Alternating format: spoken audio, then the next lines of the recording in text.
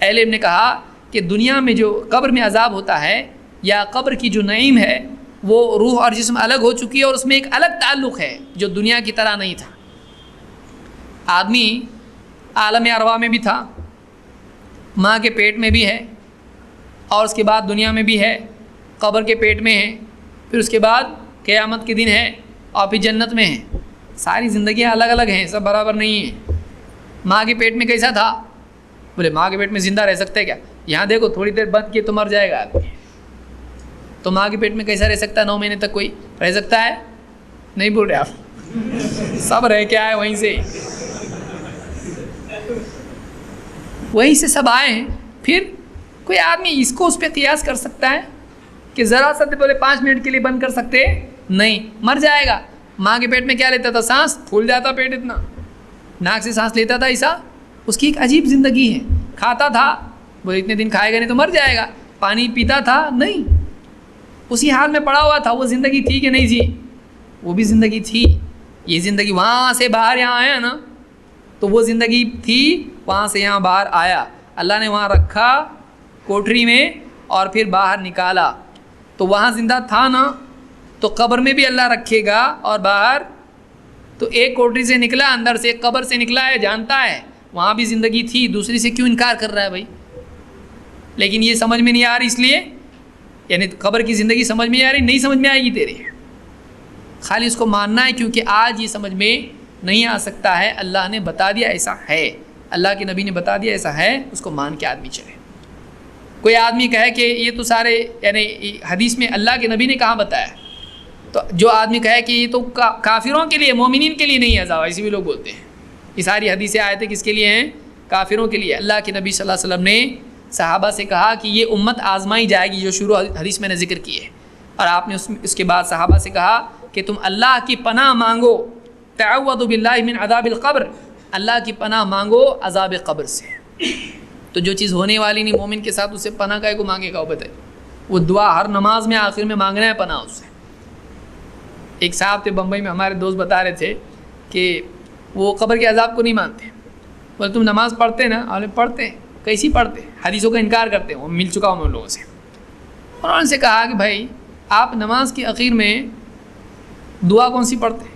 اس نے بتایا اللہم انی اعوذ بک من عذاب القبر وعذاب النار وفتنة المحیا وفتنة الممات. بولے یہ کیا دعا ہے؟ ذرا ترجمہ پڑھے گا اس کا؟ تم نے پڑھ کے سنا ہے؟ اللہ میں تیری پناہ مانگتا ہوں عذاب قبر سے اور اس سے اس سے. کہا دیکھو عذاب قبر تو تمہاری اس میں آ رہا ہے, نماز میں پڑھ رہے ہو تم, اور بولتے ہو کہ عذاب قبر نہیں, ہر نماز میں مانگ رہے اس کو.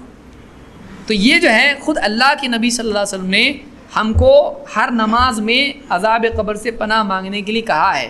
اگر مومنین کے لیے موقع تھا ہی نہیں اس چیز کا, تو کیوں بولتے ہم کو پناہ مانگنے کے لیے؟ معلوم ہوا کہ اس کا خطرہ ہے.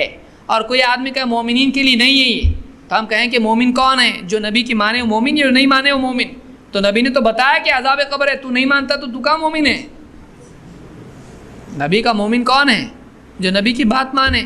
تو نبی تو بتا رہے نا عذاب قبر ہے, تو کیوں مان رہا, کیوں نہیں حدیثوں کو؟ تو ان کو نہیں مان کے تو مومن, تو مومن کیسا ہوا پھر؟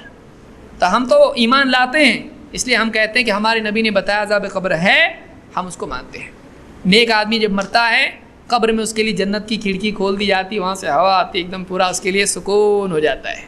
اور جو آدمی برا آدمی مرتا ہے اس پر اس کے گناہ کے بقدر عذاب ہوتا ہے, اور اگر وہ کافر ہے قیامت تک اس کے لیے عذاب ہے. لیکن اللہ کسی کو اس کے گناہ سے زیادہ عذاب نہیں دیتا ہے, چونکہ اپنے کفر پہ ہمیشہ کے لیے اس کو ہمیشہ زندگی دی جاتی ہے, ہمیشہ جیتا کفر پہ, تو اینڈ تک وہ عذاب یعنی اینڈ تک وہ کافر رہا, اس لیے اس کے لیے اینڈ تک ہمیشہ کے لیے کیا ہو گیا؟ عذاب اس کے لیے اللہ نے مقرر کیا ہے. کوئی آدمی بولے ایسا اچھا نہیں ہے ہمیشہ عذاب دینا ایک چھوٹی سی زندگی کے اوپر, کون بلا کفر کرنے کو؟ تم کو نہیں چاہیے نا عذاب؟ مانو نا پھر. یعنی تم عذاب ہے یہ تو مان رہے, لیکن جس کی وجہ سے عذاب ہو رہا ہے وہ چھوڑ رہے نہیں, تو پھر آپ خود اختیار کر رہے ہیں نا. کوئی آدمی کہے کیا تمہارا اللہ ایسا عذاب دیتا ہے؟ ایسا نہیں ہونا چاہیے. ایک آدمی کفر کرے ہمیشہ کا عذاب اس کے لیے. ہم بولے تم کو بولا کون کفر کرنے کو؟ تم ایمان لاؤ, نہیں ہوں گا تم کو.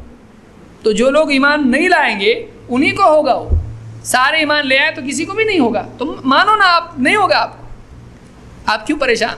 یعنی کوئی آدمی اوپر سے کودے, ہڈی پسلی جب ٹوٹ جائے اس کی, تو بولے اللہ نے قانون نہیں بنانا چاہیے تھا گریویٹیشن کا, تیرے کو بولا کون کودنے کے لیے؟ تو خود کودا نا, تیرے کو کیا اللہ نے کھدوایا وہاں سے؟ فرشتہ آگے ڈھکیلا تیرے کو اوپر سے, تو خود کود رہا ہے اور بولتا ہے اللہ کا قانون ایسا نہیں ہونا چاہیے. اللہ نے تیرے کو بچنے کے لیے راستہ بھی تو بتایا تھا کہ تو مت جا کنارے, مت اپنا کود مت, تجھ کو سکھایا تھا نا, اللہ کے نبی نے بھی بتایا ہم کو. تو اپنے طور پر تو نے ہلاکت کو چنا, تو تو اب قانون کو غلط نہیں بول سکتا ہے, تو اپنے چناؤ کو غلط بول سکتا ہے. کوئی آدمی ڈالا شوق میں ہاتھ, بولے کیا MSCB نے ایسا شوق اتنا ڈینجر نہیں رکھنا چاہیے.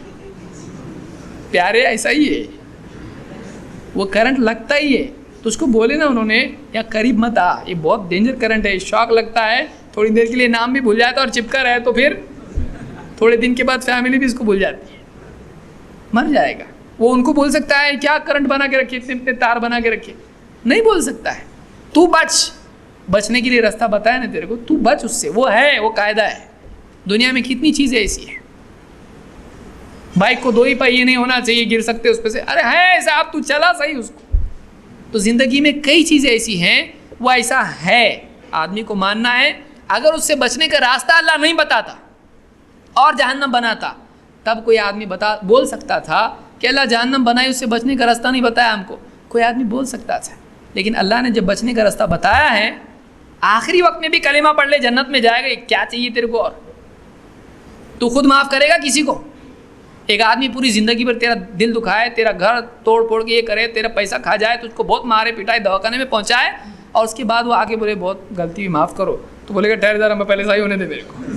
آدمی معاف کرتا ہے؟ اللہ ساری زندگی 60 سال تک کفر میں پڑا ہوا ہے, اللہ کا کھا رہا ہے, اللہ کا انکار کر رہا ہے, پھر ایک بار توبہ کر لے, اللہ میرے سے بہت غلطی ہوئی, اللہ معاف کر دے میرے کو, اللہ معاف نہیں کرے گا. پھر تیرے کو رکاوٹ کیا ہے؟